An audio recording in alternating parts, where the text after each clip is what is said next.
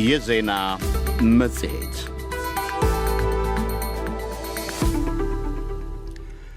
ህወሓት የሂውማን ራይትስ ዎችን ጥያቄና ምክር ውድቅ ማድረጉ፣ የጋምቤላ ብልጽግና ፓርቲ ጽሕፈት ቤት ከተቃዋሚ ፓርቲዎች ጋር ተባብሮ ለመስራት ቃል መግባቱ፣ የደቡብ አፍሪቃ መጤጠል ቡድናት ዘመቻ እናም በኢትዮጵያውያን ስደተኞች ላይ ያሳደሩት ስጋት፣ የመረጃ ጥቅም፣ የአፍሪቃ አቅምና ዝግጅት እንዲሁም የዓለም እግር ኳስ ዋንጫ ግጥሚያ ያልናቸውን 5 ርዕሶች የዛሬው የዜና መጽሔት ጥንቅራችን ያስተነትናል። በዚሁ ቅደም ተከተል ይሰማሉ። ህዝባዊ ወያኔ ሓርነት ትግራይ ህወሓት የዓለም አቀፉን የሰብአዊ መብት ተሟጋች ድርጅት የሂውማን ራይትስ ዎችን ምክርና ወቀሳ ውድቅ አደረገው። ሂውማን ራይትስ ዎች በቅርቡ ባወጣው መግለጫ ህወሓት አዲስ የደነገገውን ደንብ እንዲሽር ጠይቆ ነበረ። ዓለም አቀፉ ድርጅት ጥያቄውን ያቀረበው ደንቡ ዜጎችን በጦርነት እንዲካፈሉ የሚያስገድድ ነው በማለትም ነበረ። የህወሓት ቃል አቀባይ ግን መግለጫውን መሬት ላይ ያለውን እውነታ ያላገናዘበ በማለት አጣጥለው ነቅፈውታል። ስዩም ጌቱ ከአዲስ አበባ ዝርዝር ዘገባ ልኮልናል። ለሰብአዊ መብት መጠበቅ የሚሟገተው ዓለም አቀፋዊ ተቋሙ ከ3 ቀናት በፊት ባወጣው መግለጫ እንዳመለከተው ህወሓት ይህን አዋጅ ያወጣው የኢትዮጵያ ፌዴራላዊ መንግስት የሾመውን የክልሉን ጊዜያዊ አስተዳደርን ከስልጣን ካነሳ በኋላ ነው። ሰብአዊ ተቋሙ ህወሓት ያወጣውን አዲሱን አዋጅ የኤርትራ መንግስት የሀገራዊ አገልግሎት ግዴታ ብሎ ወጣቶችን ለአስገዳጅ ወታደራዊ ምልመላ ከሚጠቀመው ህግ ጋር ተመሳሳይ ብሎታል። የሁማን ራይትስ ዎች አፍሪካ ቅርንጫፍ ምክትል ዳይሬክተር ላቲቲያ ባድር የትግራይ ተወላጅ ወጣቶች ለ2 ዓመታት ተካሂዶ በነበረው ጦርነት አስከፊ ዋጋ መክፈላቸውን አስታውሰው የክልሉ ባለስልጣናት አሁንም በክልሉ የነገሰውን ውጥረት ተከትሎ ሲቪል ዜጎች የውትድርና አገልግሎት እንዲሰለጥኑና ይህን የተቃወሙ እንዲቀጡ የሚያደርገው ህግ ሊሰረዝ የሚገባ ነው ብለውታል። በጉዳዩ ላይ ለዶይቼ ቬለ አስተያየታቸውን የሰጡት የህወሓት ቃል አቀባይ አቶ ሚካኤል አስገዶም ሁማን ራይትስ ዎች ያወጣውን ጽሁፍም አይተነዋል። በጣም ተጋነንና ግራውንድ ያለውን ሀቅ ያልመረመረ አቋም ነው የወሰደው፣ መግለጫ ነው ያወጣው። እንደ ትግራይ እኛ እንደ ብሔር አሁን የህልውና አደጋ ተጋርጦብን ያለን ብሔር ነን። ያው በዚህ ተከበን በተለይ ደግሞ የብልጽግና ስርዓት ዳግም ጦርነት ለማንሳት ሙሉ በሙሉ ትግራይን ከቦ እንደሚገኝ የተናገርን ቆይተናል። ይህን የታቀደው ዳግም ትግራይን የመበታተን ትግራይን የማጥፋት እንደ ብሔር የሚደረገው እንቅስቃሴ እየተከታተልን ያለ ነው። ይሁንና ይህን አደጋ የሚመጣ ከሆነ እንደ ብሔር ተደራጅተን ህልውናችንን ለማስቀጠል ራሳችንን በራሳችን እንድንተዳደር ሉዓላዊ ግዛታችን እንዲከበር የምንመክት መሆኑ በተደጋጋሚ እየገለጽን መጥተናል ማለት ነው። በብዙ የተተቸውና ሰብአዊ መብቶችን የሚደፈጥጥ ነው የተባለውን አዋጅ ላይም ማብራሪያቸውን የሰጡት አቶ ሚካኤል እንደሚነገረው ወይም አንተ እንዳቀረብከው ሰው ለመግደል ሰው ለማፈስ ወይም ለማስገደድ ሆን ተብሎ አዋጅ እንዳልሆነ እንዲታወቅ እንፈልጋለን። አዲስ የተዋቀረው መንግስት ህጋዊና ህገ መንግስታዊ አካሄድ እንዲሄድ ለማስቻል የተዋቀረ አዋጅ መሆኑ ለመግለጽ ፈልጋለሁ። ወንጀል ከፈጸምክ በህግ እንደምትቀጣ ማንኛውም ሰው እንዲያውቅ ነው እንጂ ከዚህ ውጭ ያለው ኢንቴንሽን ውሸት ነው፣ የተጋነነ ነው። የክልሉን ፖለቲካዊ ሁናቴ በቅርበት የሚከታተሉት የህግ ባለሙያው አቶ የማኔ ካሳ ግንቦት 24 ቀን 2018 ዓ.ም አዋጅ 366 ሆኖ በጸደቀው ጨቋኝ ያሉት ህጉ በጦርነት ላይ ከርሞ የተለያዩ ዘርፈ ብዙ ፈተናዎችን ያሳለፈ የሚገኘውን ማህበረሰብ በተለይም ወጣቱን ሰቀቀን ላይ የጣለ ሲሉ ወቅሰውታል። ማናቸውም አይነት ተራ ዜጋ ጽሁፎችን በማህበራዊ ሚዲያ ሼር የሚያደርግ ራሱ በወንጀል ተጠያቂ የሚያደርግ በአንቀጽ 81 ላይም 5 ዓመት ወደ ኋላ ተመልሶ ይሰራል። ዳኞች የቀረበውን ነገር ማስፈጸም እንጂ መተርጎም እንደማይችሉ ትታሰራለህ፣ ትገደላለህ ነው በአዋጅ መጥቷል። ይሄ መደበኛ በሆነ መንገድ መጥቷል። የንብረትና የግል ነጻነት መብቶችን በኩራት በአደባባይ በአዋጅ ያወጀ ኋላ ቀር የሆነ ህግ ነው። አዋጁ በአንቀጽ 5 ላይ ማንኛውም እድሜና ጤናው የሚፈቅድለት ሰው ለጦርነት እንዲዘጋጅና ስልጠና እንዲወስድ እንደሚያስገድድም ነው የተገለጸው። ቅድሚያ ለሰብአዊ መብቶች የተሰኘው አገር በቀል ተቋምም በትግራይ አስገዳጅ የጦርነት ምልመላን የሚመስል ተግባር እየተፈጸመ ነው ብሎ ነበር። የህወሓት ቃል አቀባዩ አቶ ሚካኤል ግን አሁን አዲስ አበባ የሚገኙ ያሏቸው የቀድሞ የህወሓት ባለስልጣንን በዚህ ተግባር በመክሰስ የቀረበባቸውን ክስ ግን አስተባብለዋል። የትግራይ ትግል አንድም ወጣት ተገድዶ ወደ ትግል ወርዶ አያውቅም። አሁንም በተደራጀ ባመነበት የብሔራዊ አደጋ ህልውና ላይ ነው ያለው ብሎ በአምኖ እንዲታገል ያነሳሳን ያለ ነው፣ እየሰራን ያለ ነው። ተገድዶ ወደ ማሰልጠኛ ካምፕ የገባ ወጣቱ እስካሁን በጣም ስህተት ነው። ለዶይቼ ቬለ ዘገባ ስዩም ጌቱ ነኝ ከአዲስ አበባ። በጋምቤላ ክልል በቅርቡ በተደረገው 7ኛው ዙር ምርጫ 26 የክልል ምክር ቤት መቀመጫዎችን የተፎካካሪ የፖለቲካ ፓርቲዎች ማሸነፋቸው ተነገረ። ሰላም ለኢትዮጵያ ጥምረት ፓርቲ ከተቃዋሚ ፓርቲዎች መካከል ከፍተኛ ድምፅ ያገኘ ፓርቲ ነው። ከሰላም ለኢትዮጵያ በተጨማሪ ኢዜማና ህዳሴ የፖለቲካ ፓርቲዎች የምክር ቤት ወንበሮች አግኝተዋል። የክልሉ ብልጽግና ፓርቲ ጽህፈት ቤት ከተፎካካሪ የፖለቲካ ፓርቲዎች ጋር በትብብር እንደሚሰራ ቃል ገብቷል። የአሶሳው ዘጋቢያችን ነጋሳ ደሳለኝ ዝርዝር ዘገባ ልኮልናል። የክልሉ ምክር ቤት ካለው 205 ወንበሮች መካከል 17 መቀመጫዎችን ሰላም ለኢትዮጵያ ጥምረት ማሸነፉን ምርጫ ቦርድ ባሳወቀው ውጤት አመልክተዋል። የሰላም ለኢትዮጵያ ጥምረት ፓርቲ ሊቀመንበር አቶ ሳይመን ቱት ፓርቲያቸው ለመጀመሪያ ጊዜ በተወዳደረባቸው ወረዳዎች በምርጫ ከተሳተፉት ተፎካካሪ ፓርቲዎች መካከል ከፍተኛውን ድምፅ ማግኘቱን አብራርተዋል። በክልል ምክር ቤት 17 ድምፅ ነው ያገኘ ነው። ስለዚህ ያው በታሪክ ጥሩ ነው፣ የሚደነቅ ነው። የህዝብ ድምፅ ስለሆነ ይሽ አይባልም። እኛ ያው በሁለተኛ ጊዜ ነው አሁን የተወዳደር ነው። በ2013 ላይ ምንም ድምፅ አላገኘንም። ዘንድሮ ተወዳድረን ያው የራሳችን አላማው ለህሽቀን ተቀባይነት አገኘ። ያ እንደ ሰላም ለኢትዮጵያ ጥምረት ከፍተኛ ድምፅ ነው የተሰጠን።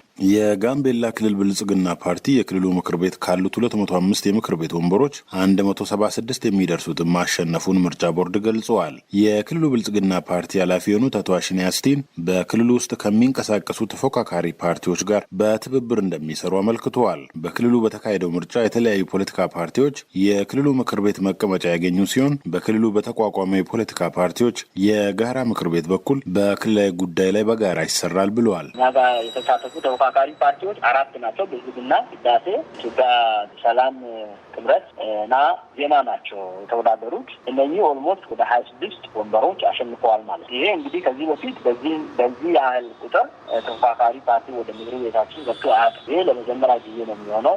ከተፎካካሪ ፓርቲዎች ጋር የትብብርና የፉክክር ሚዛን ጠብቀን ለመሄድ የመጀመሪያው በእኛ በኩል በፓርቲያችንም የተያዘው ተፎካካሪ ፓርቲዎች የጋራ ምክር ቤት ማቋቋም ነው እስከታች ድረስ።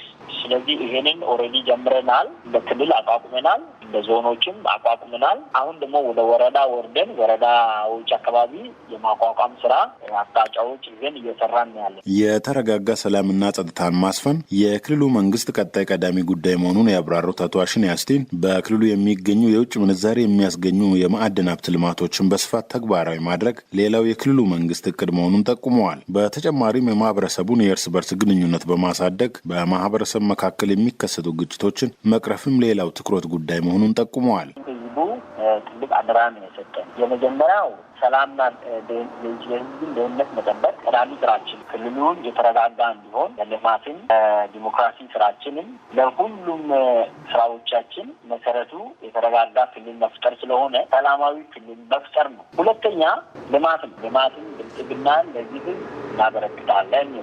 መሰረተ ልማቷ የተሟላ የሆነባት ሌሎችም የህዝባችን ጥያቄ የሆኑትን እነሱን ማሟላት ነው። ማህበራዊ ተቋማት ደግሞ አገልግሎታቸውም የተሻሻለ እንዲሆን ማድረግ ነው። በጋምቤላ ክልል 4 የፖለቲካ ፓርቲዎች በ14 የምርጫ ክልሎች በምርጫ የተሳተፉ ሲሆን የክልል ምክር ቤት መቀመጫ ካገኙት መካከል ሰላም ለኢትዮጵያ ጥምረት ቀዳሚውን ስፍራ የሚይዝ ሲሆን ኢዜማ ፓርቲ 6 መቀመጫዎችን፣ ህዳሴ ፓርቲ ደግሞ 3 መቀመጫዎችን ያገኙ ፓርቲዎች ናቸው። ለዲ.ደብሊው ዘገባ ነገሰ ደሳለኝ ከአሶሳ።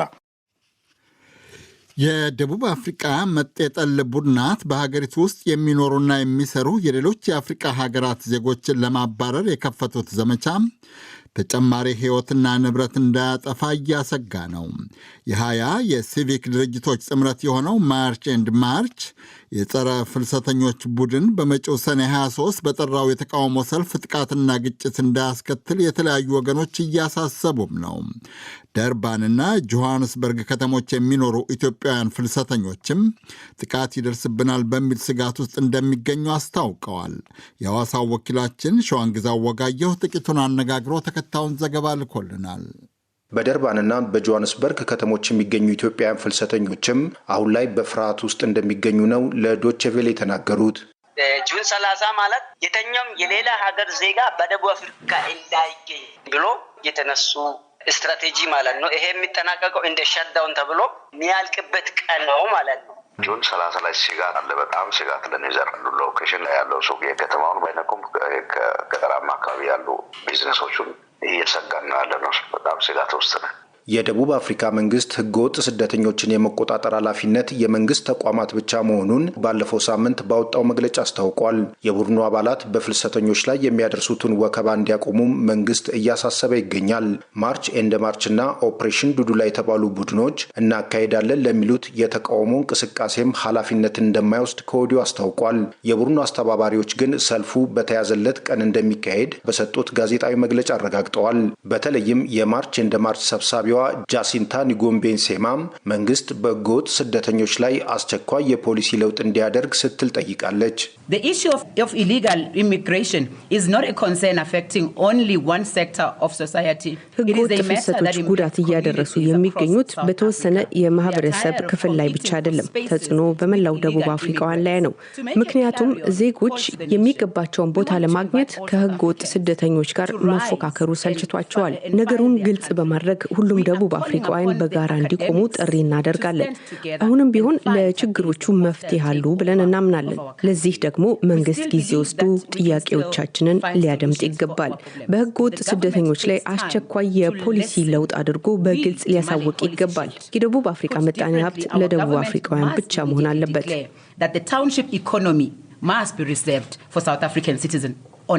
የሰልፉ አዘጋጆች በሰኔው 30 የተቃውሞ ሰልፍ በፍልሰተኞች ላይ የሚደርስ ጥቃትም ሆነ የንብረት ዘረፋ እንደማይኖር በጋዜጣዊ መግለጫቸው ማረጋገጫ ሰጥተዋል።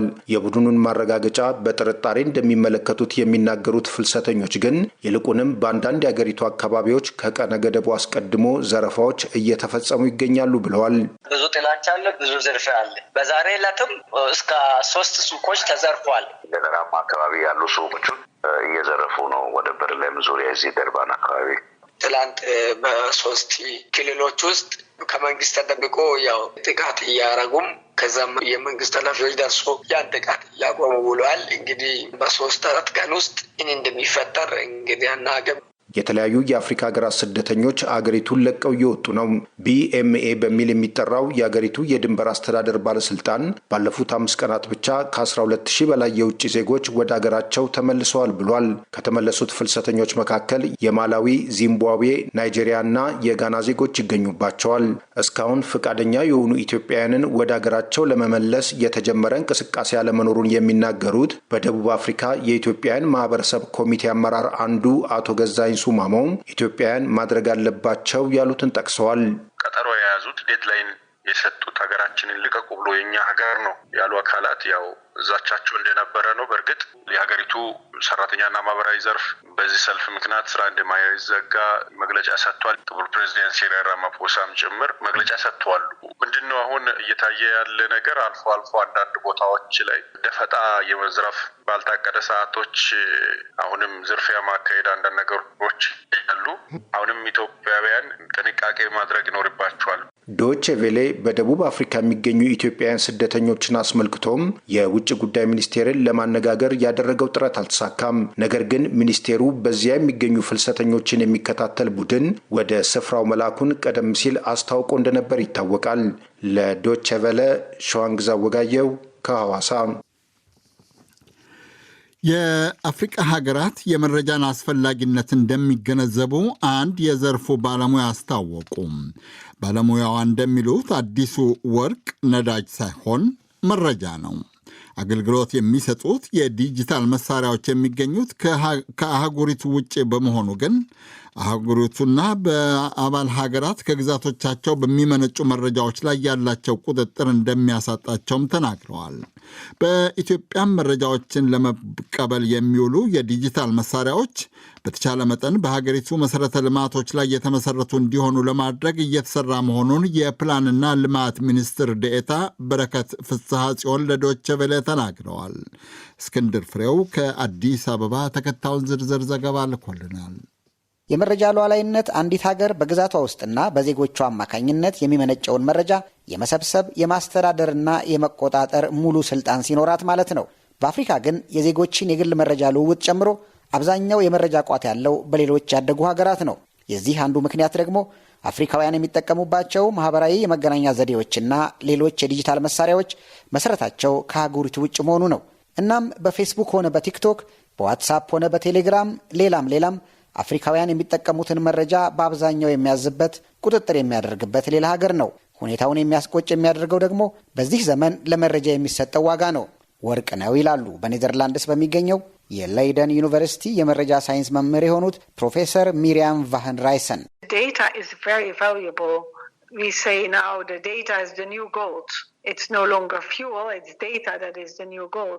መረጃ ከፍተኛ ዋጋ ያለው ነገር ነው።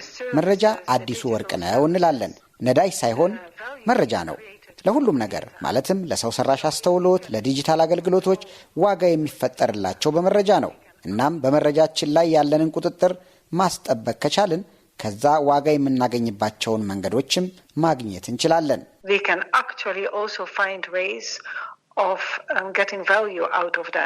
የኢትዮጵያ የፕላንና ልማት ሚኒስትር ዴኤታ በረከት ፍስሐ ጽዮን ሀገራቸው ይህንን የመረጃ ሉዓላዊነት አስፈላጊነት ከግምት ያስገቡ ስራዎች ስትሰራ መቆየቷን ለዶቼ ቬለ አብራርተዋል። ባለፉት ዓመታት በተለይ በኢትዮጵያ ስታትስቲካል ልማት ፕሮግራም አማካኝነት የዴታ ወይም ደግሞ የመረጃ ሉዓላዊነትን ሁለንተናዊ ማዕቀፍ የያዘ የሪፎርም ስራዎችን ስንሰራ ቆይተናል። ከዚህ ውስጥ አንዱ እንግዲህ መረጃዎችን የምንቀባበልበትና መረጃዎችን የምንተነትንበትን የፕላትፎርሞች ወይም ደግሞ የዲጂታል ቱሎች በተቻለ መጠን በሀገራችን መሰረተ ልማቶች ላይ የተመሰረቱ እንዲሆኑ ለማድረግ ሙከራዎች ተደርጓል። የዲጂታል ኢትዮጵያ 2030 ስትራቴጂ የሀገር ውስጥ የክላውድ መሰረተ ልማትና ሀገራዊ የዳታ ሌክ ሀውስ መገንባትን እንደሚያካትት የመንግስት መረጃዎች ያመለክታሉ።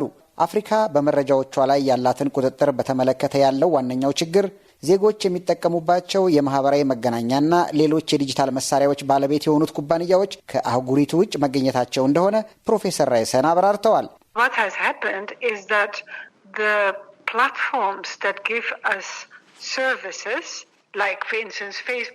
የሆነው ምንድን ነው? አገልግሎት የሚሰጡን የዲጂታል መሳሪያዎች ለምሳሌ ጓደኞችን ልናገኝበት የምንችለው ፌስቡክ፣ ቲምስ፣ ማይክሮሶፍት በአማዞን ግብይት ትፈጽሙ እንደሆነ አላውቅም።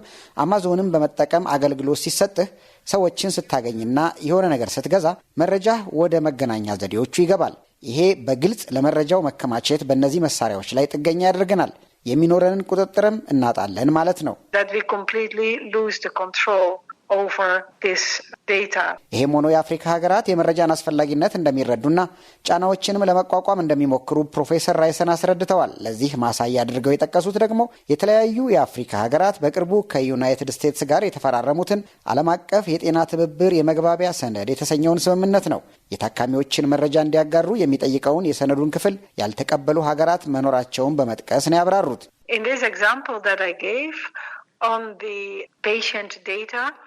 ለምሳሌ የታካሚዎችን መረጃ ሉዓላዊነት በተመለከተ በሰጠሁት ምሳሌ ዛምቢያ፣ ጋና፣ ዚምባብዌና ኬንያ የታካሚዎችን መረጃ በፍጹም ወደ ዩናይትድ ስቴትስ አንልክም ብለው እምቢ ብለዋል።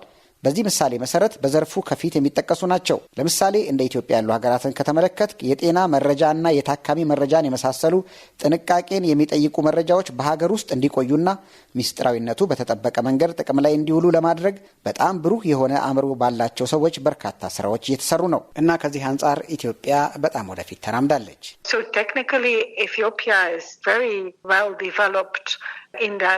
በዚህ ጉዳይ ላይ ከኢትዮጵያ ጤና ሚኒስቴር ተጨማሪ ማብራሪያ ለማካተት ያደረግኩት ጥረት ለጊዜው አልተሳካም። የአፍሪካ ሕብረትም በአህጉሪቱ የመረጃ ሉዓላዊነትን ለማረጋገጥ ያስችላሉ ያላቸውን ስራዎች ሲሰራ ቆይቷል። የአህጉሪቱ የወደፊት የኢኮኖሚ እድገት በመረጃ ላይ ባላት ቁጥጥር ላይ እንደሚመሰረትም በቅርቡ በሞሮኮ በተካሄደ የሚኒስትሮች ስብሰባ ላይ ተገልጿል።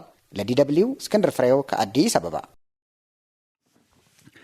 የምትከታተሉት ከዶቼ ቬለ የሚሰራጨውን የአማርኛ ዝግጅት ነው። ዜና መጽሔታችን ከመጨረሻው ርዕሱ ላይ ደርሷል። የዓለም የእግር ኳስ የዋንጫ ግጥሚያና የሚቃኘው ካናዳ፣ ዩናይትድ ስቴትስና ሜክሲኮ ላይ የተያዘው የዓለም የእግር ኳስ የዋንጫ ግጥሚያ ደካሞችን እያንገዋለለ ጠንካራና አንዳንዴም እድለኞችን ይዞ እንደቀጠለ ነው። ዛሬ በኢትዮጵያ ሰዓት አቆጣጠር ከምሽቱ 4 ሰዓት የኖርዌይ ብሔራዊ ቡድን ከፈረንሳይ፣ የሴኔጋል ከኢራቅ ጋር ይጋጠማሉ። ሌሊት 9 ሰዓት ደግሞ ኬፕ ቬርዴ ከሳውዲ አረቢያ፣ ኡራጓይ ከስፓኝ ጋር ይጋጠማሉ። ትናንት በተደረገው ግጥሚያ የጀርመን ብሔራዊ ቡድን በኢኳዶር 2-1 መሸነፉ በስፖርት ተንታኞች ዘንድ ብዙ ያልተጠበቀ፣ ለጀርመን እግር ኳስ አፍቃሪ ደግሞ አስደንጋጭ ውጤት ብጤነ የሆነው የስፖርት አዘጋጃችን ማንተጋፍቶት ስለሽን ለምን ብየው ነበረ። ማንተጋፍቶት የትናንት ጨዋታ ተከታትለሃል መቼም በሁለት ምክንያት፣ አንደኛ የስፖርት አዘጋጅ ነህ፣ ሁለተኛ ጀርመን ያለኸው ጀርመን ቡድን ነው የገጠመው። ምን ነበረ ጨዋታው? የተጠበቀው እንዳልሆነ ነው መጨረሻ ላይ ያየ ነው። የሚገርም አይነት ጨዋታ ነው። ያው እንደምታውቀው ጀርመን ሀገር በጣም ሞቃት ነው በአሁኑ ሰዓት። አሁን ራሱ ስቱዲዮ ውስጥ በጣም እየሞቀን ነው እኔ እናንተም ሰው እንደዛም ሆኖ እንኳን ውጪ በጣም ብዙ ሰው ነበር ሲመለከት የነበረው። ጀርመን 3ኛውን ጨዋታ ታሸንፋለች ብሎ ማለት ነው ከኢኳዶር ጋር። ግምቱም እንደዛ ነበር። እንደውም ጨዋታው ከመጀመሩ በፊት 4-1 የሚሉ ኮሜንታተርስ 2-1 ነገር ነበር ሰምቼ ነበር። ግን ውጤቱ የተገላቢጦሽ ሆነ። ውጤቱ የተገላቢጦሽ ሆነ። ያው እንዳጀማመራቸው ጀርመንም እንደጠበቀችው 1-0 ገና 2 ደቂቃም ሳይሞላ ነው 1:50 ምናምን አካባቢ ነው የገባው እንዳየኸው። ሌሮይ ሳኔ በፈጣኑ ምርጥ ግብ ነው ያገባው። በእርግጥ ቅጣትም የሚያሰጥ ነገር ይመስለኝ ነበር ከፍ አድርጎት ምናምን እንዳየው እና እንደዛም ሆኖ ግን ኢኳዶሮች ቶሎ ብለው በ9ኛው ደቂቃ ላይ አቻ የሚያደርጋቸውን ግብ አስቆጠሩ። ከዛ የነበረውን ያው እንደተመለከትከው ነው። ከግማሽ ከረፍት በኋላ ጀርመኖች ትንሽ ተንቀሳቅሰው ነበር፣ ግን አፈጻጸም ላይ አልሆነም። በኃይልም የተበለጹ ነው የሚመስለው፣ በጨዋታ ታክቲክ ብቻ ሳይሆን። ትክክል። እነዛ ኳስ ይችላሉ። የጀርመንን ቡድን ያው እንደምታውቀው ነው በጣም በተጠና መልኩ ነው ኳስን ሜዳ ላይ ተግባራዊ የሚያደርጉት። ኢኳዶሮች ግን አንድ ኳስ ወደ አንድ ተጫዋች ሲሄድ ተጫዋች ለተጫዋች የነበረው ግንኙነት ላይ ብዙ ጊዜ እንደውም ፋውል ይሰራ ነበር፣ ጥፋት ይሰራ ነበር። ያ የመጣው ከምንድን ነው? በጣም የማስጨነቅ አይነት ጨዋታ ነበር። አግሬሲቭ የሚሉት አይነት ጨዋታ፣ ጌገን ፕሬሲንግ የሚሉት አለ አንዳንዴ። እየሄዱ ማስጨነቅ፣ ኳስ ማስጣል፣ ተጋጣሚ ቡድን ወደ መከላከሉ እንዲያፈገፍግ ማስደረግ ነበር እና ኢኳዶሮች በዛ መልኩ ተሳክቶላቸዋል። ተከላካዮቻቸውም ጥሩ ናቸው። ግብ ጠባቂውም ብዙ ኳሶችን አምክኗል። የኢኳዶር አጠቃላይ የቡድኑ መዋቅር የአሰልጣኙም ብቃት ይመስለኛል ጀርመንን ለማሸነፍ ችለዋሉ። ያው ሁለቱም ግን አልፈዋሉ። ከየምድቡ 2-2 ቡድን የሚያልፍ ነው ብዬ ነበር የማስበው። አሁን የኮት ዲቮር እጣ ፋንታ እንዴት ነው የሚሆነው? ሁለቱ ካለፉ። ትክክል ነህ። ከየምድቡ መጀመሪያ 2-2 ያልፋል። አንደኛና ሁለተኛ ወጣ። ከዛ በኋላ ደግሞ 12 ምድብ ነው ያለው። ከዛ ውስጥ ደግሞ ምርጥ 3ኛ የሆኑ 8 ቡድኖች እነሱም ያልፋሉ። አሁን ኮት ዲቮር ምርጥ ማለት ባስገቡት ጎልና በያዙት ነጥብ በነጥባቸው በየምድቡ ላይ ይደረደርና አሁን የጀርመንና የኮት ዲቮርን ብንመለከት ኮት ዲቮር ኮራሷን 2-0 አሸነፈች ትናንት። ስለዚህ ነጥቧን 6 አደረሰች ማለት ነው። ጀርመንም 6 አላት። ልዩነታቸው የግብ ብቻ ነው። ስለዚህ ሁለቱ ተያይዘው ያልፋሉ። ኤኳዶር 4 ነጥብ ቢኖራትም ኢኳዶርም ሌላው ቡድን ጋር ያለው ውጤት ነው የሚወስነው ማለት ነው። አሁን አልፋለች። ምክንያቱም ከ8 ስለሆነ የሚያልፈው የወደቁት ይታወቃሉ። አሁን የወደቁት ሀገራትን ብትመለከት ቱኒዚያ ተባራለች፣ ቱርክ፣ ሄይቲ፣ ዮርዳኖስ፣ ፓናማ፣ ካታር፣ ኩራሳውና ቼክን የሚያል ቡድን ራሱ አልተሳካላቸው። ስለዚህ ይታወቃል ማለት ነው አሁን ማን እንዳለፈ 3ኛ ደረጃም ሆኖ ማለት ነው። የአፍሪካ ቡድናት እንዴት ናቸው? ቱኒዚያ በአንደኛ ደረጃ ጠቀስካት። ጠንካራ ቡድን ነበረ እንደምናውቀው የቱኒዚያ ቡድን ብዙ ጊዜ። ዘንድሮ ግን ከቀዳሚዎቹ ሆነ ለመባረር። ያሳዝናል። የቱኒዚያ እኔ በፍጹም ማልጠብቀው ነው። ያው እንደምታውቀው ሰሜን አፍሪካ ላይ ያሉ ሀገራት ሞሮኮ፣ ቱኒዚያ፣ ግብፅ፣ አልጄሪያ በጣም ጠንካራ ቡድን ያላቸው ኳስ ይችላሉ። ሞሮኮ ጥሩ ነች። ግን ቱኒዚያ ባልተጠበቀ መልኩ ዘንድሮ ፍርክስክስክስ ነው ያለችው። ሌሎቹ የአፍሪካ ሀገራት ግን ቅድም እንዳልኩት ሞሮኮ ጠንካራ ተፎካካሪቷን ይዛ ቆይታለች። ኮት ዲቮርም እንደዛው። ደቡብ አፍሪካም ብዙ ሰዎች ደቡብ አፍሪካን አንደግፍም ሲሉ ነበር። ልጠይቅህ ነበር። አለፈች ባይዘይ ደቡብ አፍሪካ አልፋለች። እሷም አለፈች። ሴኔጋል፣ አልጄሪያ እና ጋና አንዳንድ ጨዋታ ይቀራቸዋል። ሴኔጋልም ዛሬ ማታ ይጫወታሉ። ሴኔጋልም ዛሬ ከኢራቅ ጋር አለው። እንግዲህ የማለፍ እድሉ አለው። ምክንያቱም ነጥባቸው ሁለቱም ታችን ያሉት። ሴኔጋል ካሸነፈ 3 ነጥብ ይኖሯል። ስለዚህ በ3ኛ ደረጃው ነው ሊያልፍ ይችላል። በነገር ላይ ኖርዌይ እና ፈረንሳይም አላቸው ዛሬ ማታ። ሁለቱም ግን አልፈዋሉ። ኬፕ ቬርዴ እና ግብጽ ግን ያው እነሱ ጥሩ ሆነው እንትን ብለዋል። የኬፕ ቬርዴም የሚደንቅ ነገር ነው። እነ ቱኒዚያ አንድ በአንተ ቋንቋ ሲንኮታኮቱ፣ ኬፕ ቬርዴ ትንሽ ሀገር ብዙም በጨዋታው ብዙም ማናቃት ታልፋለች ማለት ነው። አሁን ባለው እድል ታልፋለች ማለት ነው። ያው ቱኒዚያ እያዘነ የአፍሪቃዊ ደጋፊ በአጠቃላይ ሁላችንም እያዘነን ነው ቱኒዚያን የምናሰናብተው። ተሰናብታለች። በሌሎቹ ግን በ9 እንግዲህ ተስፋ ይኖረናል። አንድ ቀን ደግሞ ኢትዮጵያ ትመጣ ይሆናል። የኢትዮጵያ ነገር እንግዲህ እስቲ እናያለን። ከስር ከመሰረቱ ከተሰራ የማይሆን ነገር የለም። ከታች ከተኮተኮተ። አመሰግናለሁ ማንተጋፍቶት ለሰጠህን አስተያየት። ነጋሽ ነኝ። አመሰግናለሁ። ዜና መጽሔቱ የዛሬው እስካሁን የተከታተላችሁትን ይመስል ነበረ።